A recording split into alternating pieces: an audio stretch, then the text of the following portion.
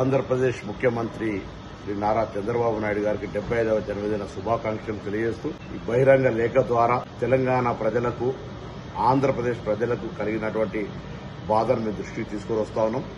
విభజన జరిగిన తర్వాత రెండు రాష్ట్రాల ప్రజలు సహృద్భావ వాతావరణంలో అన్ని రకాల సంబంధాలను కొనసాగిస్తూ రెండు తెలుగు రాష్ట్రాల అభివృద్ధి చెందాలని కోరుకుంటా ఉన్నాం. కానీ ఇటీవల జరిగిన అనేక పరిణామాలు విభజనను అవమానపరిచే విధంగా జరుగుతున్నటువంటి వ్యాఖ్యల్లో మీరు కూటమి రాజకీయ నాయకులుగా భారతీయ జనతా పార్టీ నాయకత్వం మీద ఒత్తిడి తెచ్చి భారత్ పాకిస్తాన్లతో పోల్చినటువంటి వ్యాఖ్యల్ని రికార్డు నుంచి తొలగించి ఇటువంటి సహృద్భావ వాతావరణం చెడిపోకుండా చూడాలని కోరుతాను. ఎందుకంటే విభజన అనేటువంటి ప్రజల ఆకాంక్షలకు అనుగుణంగా జరిగిన సందర్భంలో గతంలో భారతీయ జనతా పార్టీ కూడా ఒక ఓటు రెండు రాష్ట్రాలని కాకినాడలోనే తీర్మానం చేసింది.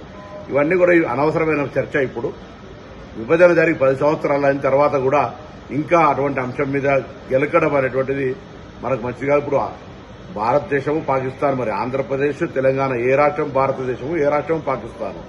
ఆ విధంగా వ్యాఖ్యలు చేయడం వల్ల ఈ రెండు రాష్ట్రాల ప్రజలకు మంచిది కాదు.